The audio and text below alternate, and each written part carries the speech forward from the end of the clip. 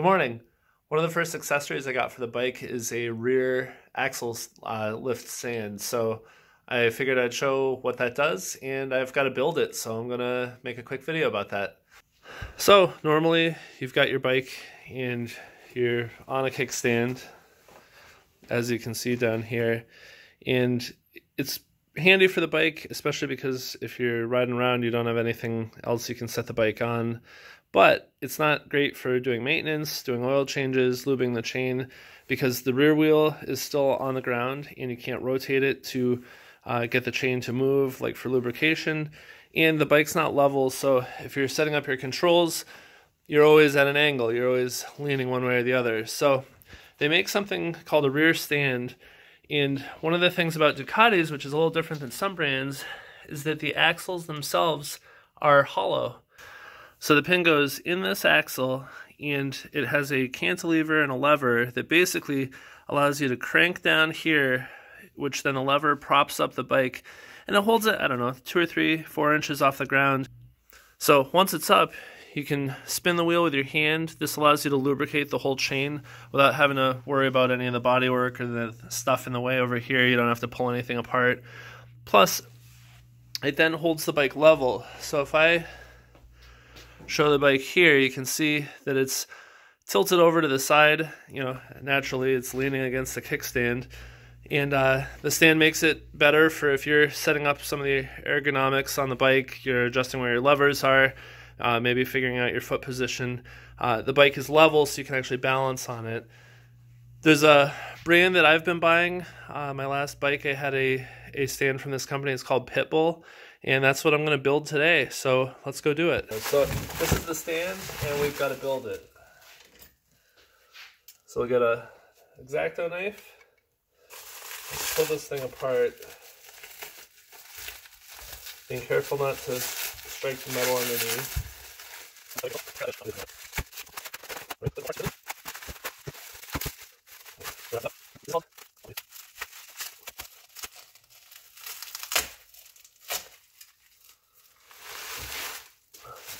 So this, let me get this to focus. So this is a hybrid rear stand. So each stand is made with a specific pin for the bike that goes in the axle. This one is made for the Street Fighter. There are a handful of different size pins that different Ducatis use. Some are interchangeable, some are not. It's all about whatever the dimensions of that internal axle are. So just something to keep in mind. All I did is I went to my dealer and I said I want one for a Street Fighter 848, and then they took it from there. So I didn't have to worry about making sure to order the right model. Plus I'm supporting a local business, which is always nice. Alright, so we've got all our pieces here. We're going to need 2 different Allen wrenches. We need a 5mm and we need a 8mm. And these are for getting the right parts attached. So the first thing is we're going to put the arm on. So we've got a real big bolt here. This is the 8mm. So just unscrew this guy.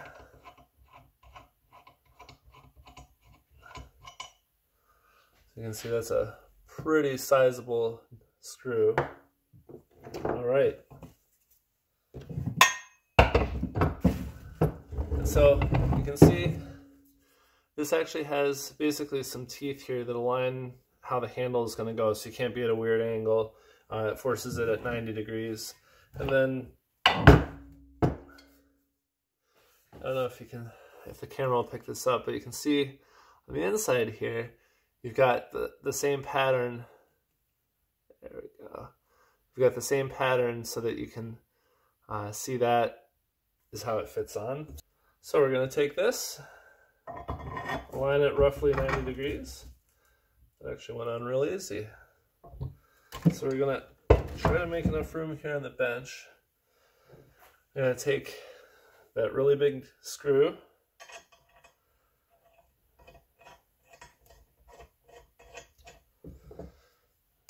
These are fancy T-handle wrench. I bought these T-handles a while ago, and I never actually got a good chance to use them because I sold the bike, sold the Hyper before I did too much maintenance with them. All right, and you're just gonna go kind of hand tight, arm tight. You might be wondering, do you need to use Loctite or anything like that on these threads? You don't, or at least I don't think you do. Mostly for the fact that this is not a vibration thing. This isn't attached to a frame or a motor, and so it's not shaking over time. You can always test how tight it is. I always have my wrenches with me when I'm at the track, so if needed, you can just tighten it.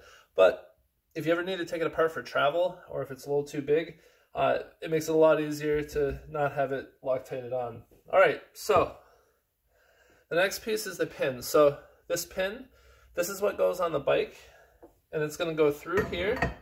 Then we're going to take this, and this is our 5mm, and you can see this is basically a little like pinch clamp. It's got a Allen nut there, and it's threaded. And this is going to go on the end of this pin, and that basically holds it captive on here so that it can't slide out. Last thing you want is when you're working on your bike, or even if you're sitting on it for, figuring out riding position or something, for it to actually fail. So now one thing really important to do is to check that this actually fits the bike before we do that. So let's go do that. All right, so we've got our axle, we've got our pin here, and basically,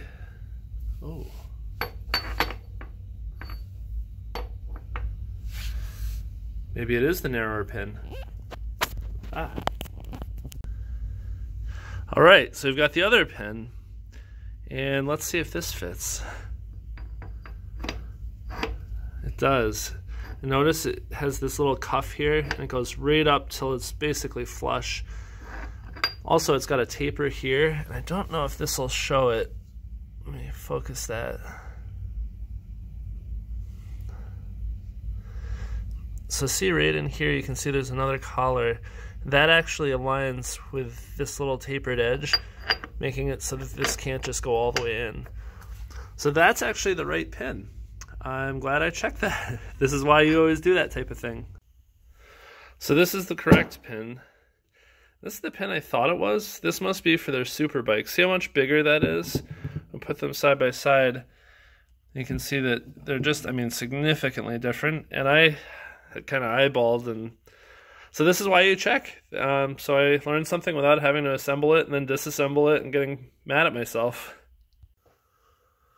All right, so we've got our pin, and I don't know if you can see this, but there's bearings on both sides of this, and those bearings are just so that this can rotate. Like I said, when you're using your stand, you may be lubricating the chain and rotating the wheel, and this actually allows the axle to do its job and spin, as well as it allows the tire and all the associated equipment to spin, which is what you want. So we're going to take this pin. You can sort of see there. Hopefully I'm not blocking the camera. Take that pin, slide it in, and then we get our little 5mm clamp here. So let's loosen it up, make sure that we're not pre-clamping. This fits right on the end, and this is completely flush. Let me turn this so you can see. I gotta hold that. So you can see this is, once this goes on, completely flush. This is, you can actually see my reflection there. This is a perfectly engineered part. So nice and flush, so we're good there. So we're gonna hold everything there and then do finger tight first. And then get this in, and we'll make it a little bit tighter. Just get that clamp going. And I'm going about as tight as my hand, and notice you can see that I can spin this either direction. So this is as advertised. Now the last part here is we've got this, and this is for holding the other pin. I'm not going to be using it necessarily, or at least not that often, but it's something that if I ever got a different bike, potentially I would want to. Now, this is interesting. This doesn't want to fit.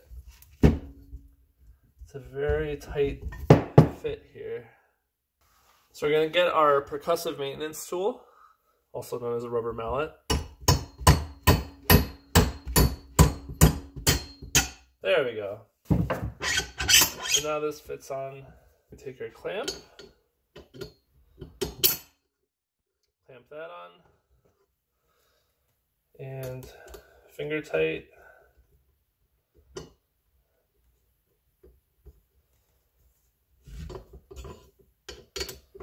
Make it a little bit tighter than that, just so that it doesn't ever go anywhere.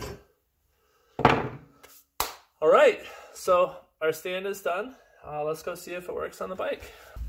All right, so I've got my stand, got my bike, and I'm gonna test it for the first time. I haven't put the bike on it yet, so I don't know how that'll go. So first, you pull the bike up, and I'm just holding it with one hand. It balances pretty well if you keep it near level. And so the way I usually go, you take your stand, put it at a bit of an angle, line up the axle, and then from there, once you can touch, you pivot. Slide that in with your foot or your hand if you want. So now, I don't actually have to hold the bike, though it's a good idea. And there we go, the bike is up on the stand. All right, so you can see the bike is now up on the stand. You can see, lifts it, I don't know, a couple inches, 3 inches off the ground. But that handle, it gives you a lot of leverage, so the bike isn't actually super heavy to lift. You now have all the room needed to do your maintenance. And you can see that from this side, you have full access. And one thing to point out, now the bike is completely vertical in its orientation. So you can actually sit on the bike, just check out your riding position. This is really good for washing it too. Gives you equal access to both sides of the bike. And as I was mentioning, so when you're doing chain lube, you're basically going to be spraying it in between each of the links of the chain. So when you're doing chain lube, as I was mentioning before, you're actually going to be spraying to get the lube in each of those little sections that are touching each other. You want to get it right in these little gaps, and that'll actually lubricate the O-rings and the chain. And then you can use your hand to roll the wheel. Let me focus. You can use your hand to roll the wheel, since it's no longer on the ground, and spray as you go, and then you're able to lubricate the chain without too much hassle or problem. So I'm pretty happy. The bike is up on the stand. That only took about 10 minutes, and now I can start doing some of my other stuff. This is something I needed to do before I really wash the bike, because I want to be able to get under it and see everything well. So on to the next steps. All right, so before I close, I wanted to just do a quick little summary of some of the upcoming videos that I have. I'm going to be doing a How to Track Day series, and that's going to be going over the safety gear, going over the registration process, some of the riding tips and tricks, things that helped me, and really try to walk somebody through as if they've never done a track day and help them perhaps do their first one.